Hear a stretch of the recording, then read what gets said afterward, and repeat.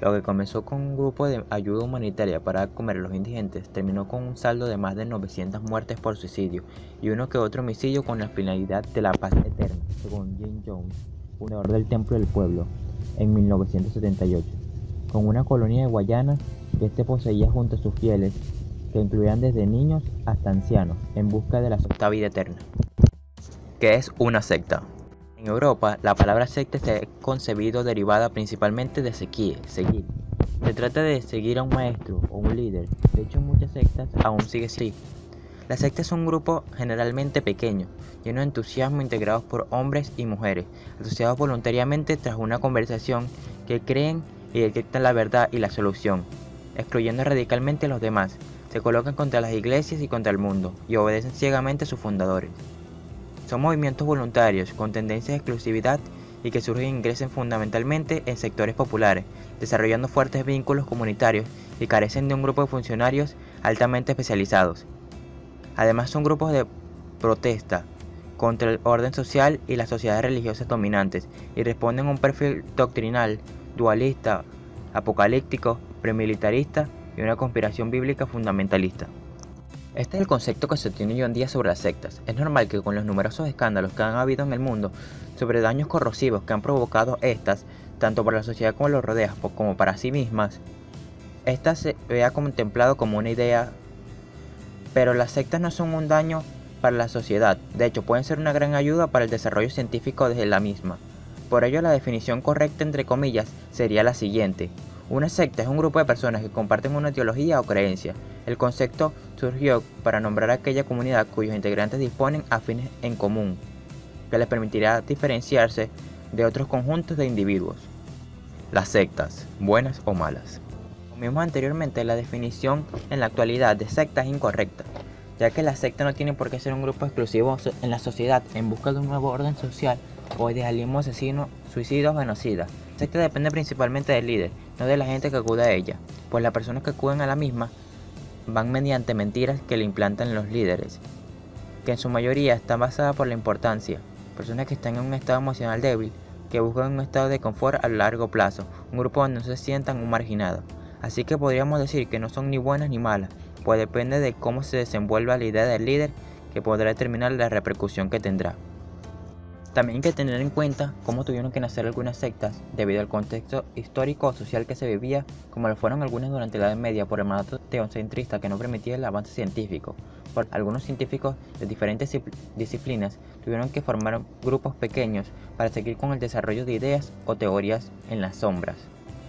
A partir de este punto solo nos enfocaremos en el tipo de sectas con fines perjudiciales para la sociedad que los rodea y el lavado cerebral del líder hacia los demás para conseguir lo que quiere. Cómo eligen y reclutan a la gente. Por el otro lado está el líder, que puede definirse como la persona de la idea principal a tratar en el culto, el encargado de conformar, sumar nuevos adeptos a este y controlar el trabajo que realice cada uno en base a lo que haya aprendido sobre este en la etapa de investigación que le hacen a cada uno de los participantes en este grupo. No existe un tipo de personalidad ideal para ser captado por una secta, pero sí se conocen variables que te hacen más vulnerable, como lo pueden ser dependiente, poco asertivo, no tolerar la incertidumbre o la ambigüedad. Estas personas buscan que se les den respuestas, ser idealistas o buscar un significado espiritual, baja habilidad para juzgar o ser crítico con la información.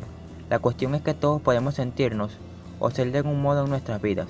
Las sectas saben aprovechar los movimientos de debilidad y utilizar en flaqueza el momento para acercarse a ti. Buscan a esta gente que se siente atraída por la autoridad, por altos deseos que pertenecen, que se sienten solos o que tienen dificultades para relacionarse, gente religiosa a la que le atrae la sobrenaturalidad. Cuando más joven sea la persona, más fácil es reclutarla. También cuando la persona está en una situación personal complicada o de riesgo, es más susceptible. El primer contacto será una forma de obtener información de ti para luego mimetizar tus gustos e intereses, haciendo así parecer que tienen cosas en común. Así te acabas identificando con la persona que quieren reclutarte. Así pues, podemos considerar aquí tres etapas. La primera se basa en lanzar el gancho, se introduce a la gente y un ambiente agradable. Además se inicia con el proceso de lavado cerebral, pero sin requerir a la persona que haga ningún tipo de decisión o compromiso radical. Una vez el sujeto se haya identificado con los objetivos del grupo, se plantea un dilema o una crisis personal. Se le convence de que tiene una vocación o una llamada divina para dedicarles sus objetivos del grupo. Una vez comprometido con el grupo, el sujeto es informado de que va a llevar a cabo su labor. Debería formarse o entrenar. Aquí entran en juego las técnicas más puras de lavado cerebral. ¿Cómo es el líder? Las características del culto son el reflejo de la personalidad de sus líderes. Por lo tanto, mientras más carismático o atractivo sea el líder, mayor poder ejercerá sobre la masa y mayor será el grado de dependencia psicológica y peligrosidad del grupo. En el contexto del fenómeno cúltico, el sentido del término carisma se aplica a Max Weber, que postula lo siguiente: cualidad excepcional de un individuo quien aparenta poseer poderes sobrenaturales, providenciales o extraordinarios, tiene éxito en congregar discípulos a su alrededor. Su facilidad de palabra, su labia, junto con una arreglada imagen física a tono con la ideología del grupo, es la base de la manipulación que ejercen sobre sus seguidores. La forma de vestir, su cabello, su forma de hablar y de caminar, los marismos con los que subrayan sus predicciones, todo en ello está debidamente estudiado y explotado para atraer a los desprevenidos. Psicópatas. Al carisma del líder hay que adornarlo con características de un tipo de personalidad que los profesionales de la salud mental han definido como psicópata, entendido por esto como un trastorno de la personalidad. Al menor asomo de contrariedad manifiestan una rabia aterradora, una desconfianza global y una incapacidad aplastante para soportar y afrontar las más mínimas frustraciones. El psicópata tiene que conseguir lo que desea, sin importar a cualquier precio. Magic y Mike Kelby, 1982. Por eso huyen con frecuencia y se esconden tras las máscaras de dulzura y humildad, a veces hasta del sufrimiento. Autoritarios. Son autoritarios al extremo que ellos mismos se constituyen en la ley. La pueden violar porque están por encima de ellos. De hecho, ellos la construyeron. Mentirosos. Son mentirosos compulsivos, adictos a la mentira, mienten siempre, aun cuando no lo necesitan. No les importa mentir y hacerlo con mayor frialdad del mundo, incluso cuando es obvio que mienten, insisten tranquilamente en la mentira y sostienen en cualquier tribunal. Divinos, megalómanos y egocéntricos. El endiosamiento o divinación es otra característica común en todos los líderes sectarios. Por eso, parte de la fabricación de la mentira que sostienen es el engaño que se basa en la autoproclamación divina. Tienen delirios de grandeza, creen que son semidioses, mesías, ángeles, enviados o escogidos. Por eso con frecuencia se acompañan de nombres con epítetos como reencarnación de Juan el Bautista, Jesucristo o del mismo Dios, el Mesías, el profeta, el vidente, entre otros. ¿Cómo controlan a la gente? Mentalmente, el líder y el grupo son lo más importante. Se banaliza cuestionar o desobedecer los ideales. Te convence de que emocionalmente e intelectualmente estás limitado y por lo tanto no debes confiar en la capacidad de razonar y de tomar decisiones. Se debe asistir a las actividades, se debe pedir permiso para hacer ciertas cosas, incluso por ejemplo leer libros o ir a ciertos lugares. Hay malestar o preocupación, se suelen promover rezos, cantos, frases o palabras para repetir para conseguir la tranquilidad y que refuercen los ideales del grupo. El grupo revisa a la persona que hace y que dice. Abandonar el grupo es exponerse a la infidelidad.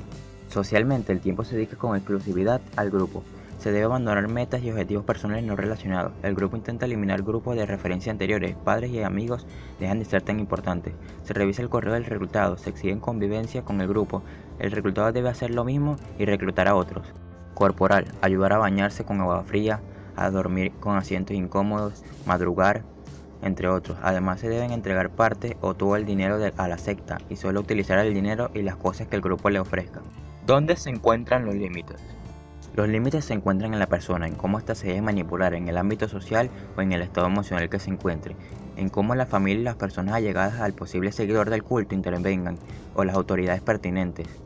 Entrar en una secta con el objetivo no favorables para la propia persona es fácil. El ser humano es por naturaleza social. Si se encuentra en un estado de bienestar constante con un grupo, este se va a quedar, involucrar y seguir con estos, como un refugio en el mundo. ¿Cuáles son los peores casos de una secta con fines errados? En la actualidad se han visto un sinfín de sectas o cultos con fines perjudiciales tanto para las personas del culto como para la sociedad que los rodea. Entre ellos se pueden mencionar quizás las más reconocidas sectas en los últimos tiempos. La familia Manson. Los jóvenes que seguían a Charles Manson con fervor a finales de 1960 asesinaron a viejas personas mientras escribían canciones de los Beatles en las paredes con la sangre de víctimas. En su mayoría, la secta se acompañaba de mujeres jóvenes que de algún modo sin ser obligadas aceptaban ser sirvientas o prostitutas. Muchos expertos aseguran que Charles Manson tenía gran capacidad para manipular la mente de sus seguidores, hasta el punto de convencerlos para matar a sangre fría y ser un peligro para la sociedad, con la premisa de que la guerra entre las razas se aproxima y los negros masacrarían a los blancos, hacia creer a sus seguidores que ellos estarían arriba de los negros, siendo los líderes y gobernantes de toda una nación.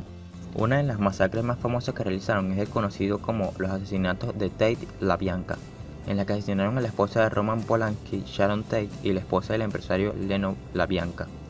Hoy en día todavía existen y seguirán existiendo, pues esta secta, aunque con fines atroces, buscan un ideal que seguir para buscar su razón de existencia, vocación y el hecho de pertenecer a algo, un refugio donde podamos sentirnos parte de un todo, y con un objetivo que supere nuestro tiempo.